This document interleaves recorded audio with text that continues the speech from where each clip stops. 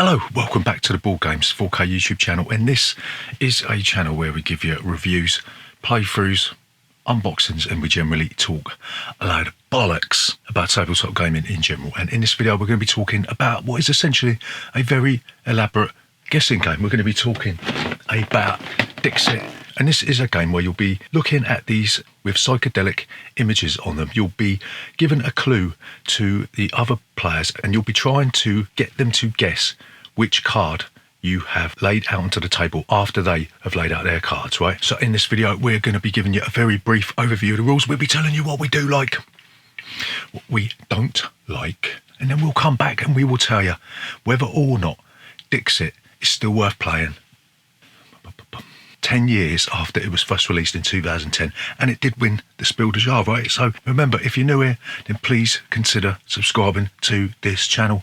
Leave a comment in that section down below, and we'll see you after this.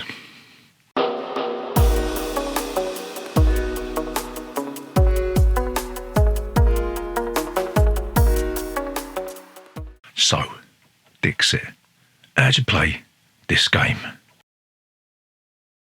So the first thing you're going to do is you are going to take the stack of cards, you're going to shuffle them, and you're going to deal each player 6 cards. And depending on how many players are playing a game, you're going to get a certain amount of voting tokens. So with 4 players, you're going to get 4 voting tokens. With 5 players, you're going to get 5. And for 6, you're going to get 6 voting tokens. Right, so the second thing that you're going to do in this game, somebody is going to be the storyteller, right? And what they'll do, they'll choose a card from their hand and they will give a clue. And a clue can be anything. It could be a gesture, could be a word, could be a sound, could be anything, could be anything. And what they'll do, they'll give a clue and they'll place their card face down in front of them, right? And then what everyone else will do, they'll look at their hand of cards and they'll choose a card that is closest to the clue that the storyteller has given them, and then they'll place it face down, and then the storyteller will take all the cards together, they will shuffle them under the table, and then one by one they will reveal each card and say the clue that they gave at the beginning of that round, right? And eventually, depending on how many players are playing the game,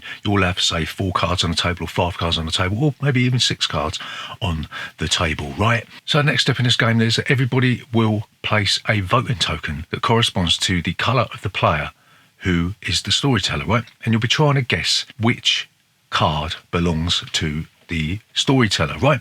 Once everyone's done that, then the storyteller will reveal their card and you'll do a little bit of end of round scoring. So scoring works like this. If all the players have found a card or none of them have found a card, then the storyteller doesn't score any points, but everybody else scores 2 points, right? So in any other case, then the storyteller will score 3 points, and so will the players that found the storyteller's image, right?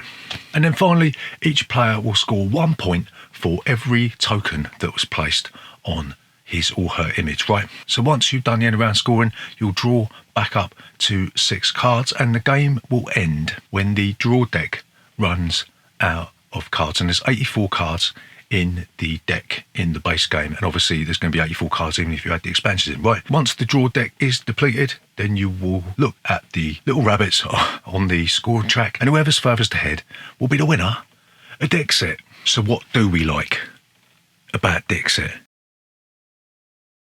So the first thing that we like, and probably the most apparent thing that we're obviously going to like about this, is the psychedelic artwork. It reminds us of heady days back in the late 80s, early 90s, when we were part of the whistle pop. No, not really. But the artwork is detailed. There's enough information on these cards to give you a variety of clues. You can use the colours. It's very colourful. So not only is there a lot of detail in the images, but there's also a lot of colour. So there's a lot of variables that you can use to give varied clues. And the fact that there is 84 cards in just the base set alone means that it's going to take a little while to get through the deck, right? So yeah, clearly the artwork is fun and it's very interesting as well, you know. So the second thing that we really like about Dixit is the way that the scoring works. So the game wants you to be vague so that not everybody gets your answer, but it doesn't want you to be too vague that nobody gets it. So the game forces you into this sort of minor predicament where you're trying not to give out too much information and make it too obvious, but then you want to be obvious so that somebody does get your clue. And that is one of our favourite things in most games, where you've got this very difficult choice to make, and that's where the fun lies, right, in this game. So the third thing that we like about this, and this follows on from the previous point, is that this game is perfect for people that you know, because if you know somebody really well, then you can give a clue based on your relationship with that person. So you might give a clue about where you went on holiday with somebody, or you might give a clue about an experience that you had that only that person knows about. So it does create these sort of nice little bonding moments, so to speak, with people that you know really well, and the game rewards you for that. So we do like the way that this game sort of brings people together and feeds off the experiences that people have had with one another. So the final thing that we like about Dixit is the way that the game relies on your imagination, and it's up to you to use the information that you got in front of you to your best ability based on the group that you're playing with, you know, and the images on the card directly correlate with what's going on inside your mind, in a sense that the imaginative artwork sort of stokes your imagination. So there's a nice merging of the external world with the internal world. Does that make sense? Probably not. So what don't we like about Dixit?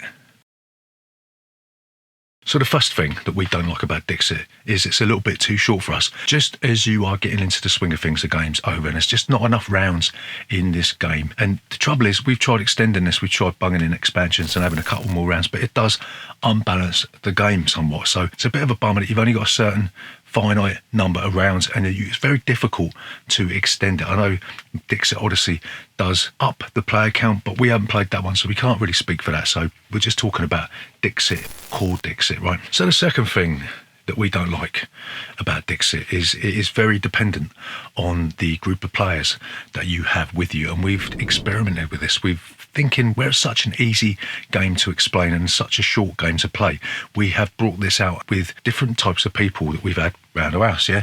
And sometimes it works and sometimes it don't. Sometimes you have people looking at the image on the card and they're like, I haven't got a clue what I'm meant to do. I don't know what I'm meant to do. So they just sit there looking at the card and they just get this sort of awkward brain freeze moment that is very, very awkward for the players, very, very awkward for the other people that play the game as well, because you just want people to have fun when you invite them around and play games with you, right? This game can sort of instill a very mind-numbing portion of brain freeze. So the third thing that we don't like about Dixit is, where the bloody hell are you going to store all the cards? Because the box itself is the scoring track, right? The cards go in the centre of the box and you've got your little rabbits that go around the outside. But if you get all the expansions, I think there's about 10 now, where are you going to put the cards? I know people say, well, you just put them back in the box. It's like, well, no, because I want to take them out. You want variation. So you're not going to take 10 packs of cards out every time you want to play this bloody game, are you? So for God's sake, Dixit developer, give us a big box version which has got some sort of storage, you know what I mean?